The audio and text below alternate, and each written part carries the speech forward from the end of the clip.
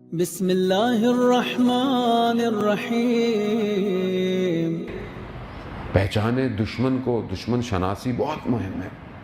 دشمن کو پہچانے، وقت کے دشمن، اور بہرحال جو حالات ہمارے سامنے اس ٹائم ہیں، شہر ہمارے اپنے ملک کے حالات ہیں، اس میں بہت زیادہ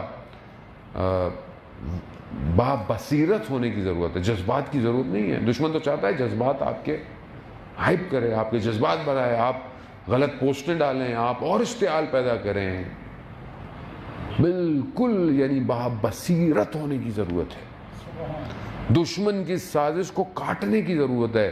توسل کریں کہ پروردگار، یہ نجوہ جو ہو رہا ہے، جو ہمارے خلاف سازشیں ہو رہی ہیں، تو سن رہا ہے، تو ہر چیز سنتا ہے، تو یہ ہم تک یہ پہنچا تاکہ ہم صحیح فیصلہ کریں، ہم بحیثیت قوم صحیح فیصلہ کریں، ہمارے علماء ہمیں صحیح ڈائریکشن پہ لے کے جائیں، کیونکہ ذمہ داری ہے عزیزان محترم۔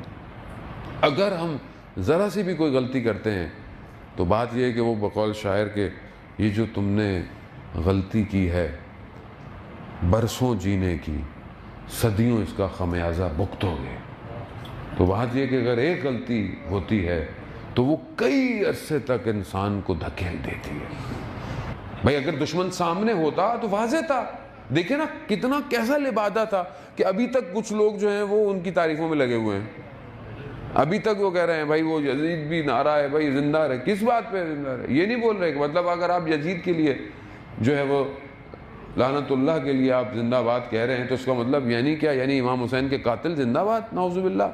یعنی واقع حرہ 3 دن تک جو ہے وہ مسجد نبوی میں گھوڑے بندھے رہے اور کیا ظلم ہوا مدینہ پہ، وہ زندہ باد؟ خانہ کعبہ پہ حملہ کیا، وہ زندہ باد؟ لیکن بے بصیرتی ہے۔ کیوں بے بصیرتی ہے؟ خوب اندر بھی مشکل ہے، ایک تو پیچھے سے مشکل ہے، دوسرا یہ ہے کہ لبادہ ایسا اڑا تھا کہ قوم سو رہی تھی عزیزان، اور ہم بھی سن رہے ہیں خام خواہ بیٹھے ہوئے، یعنی ہم اپنے آپ کو برباد کر رہے ہیں اور کچھ نہیں کر رہے ہیں۔ نقصان جو کیا ہم نے کیا ہے۔ مجھے کسی نے کہا مولانا صاحب ابھی حالات بڑے سخت ہیں، آپس میں اتحاد کی بات کریں۔ ہم تو ہمیشہ اتحاد کی بات کرتے ہیں، ہم تو جب اتحاد بین المسلمین کی بات کرتے ہیں تو پہلے اتحاد بین المومنین کی بات کرتے ہیں۔ اور یہ جو ہم نے اتحاد اصل میں مومنین کو جو ہم نے کیا ہے، کس نے کیا ہے؟ کیوں ایسا مقام کیوں آیا کہ مومنین کی بھی اتحاد؟ مومن تو ویسے ہی مومن بھائی ہے، مومن کا بھائی ہے۔ تو یہ تصور کس نے ڈالا کہ مومن کے آپس میں اختلافات ہیں؟ کس نے ڈالا یہ تصور؟ کس نے ٹکڑے کروایا مومنین کو آپس میں؟ کسی عالم نے بیٹھ کر منبر سے؟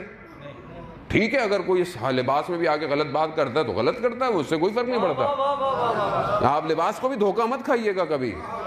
میں معیار نہیں ہوں، نہ شخصیت پرست بنے، معیار اہل بیت کی تعلیم ہے۔ اگر اس معیار پہ میں بھی ہوں، بسم اللہ، میں بھی ہوں، مجھے باہر نکال دے۔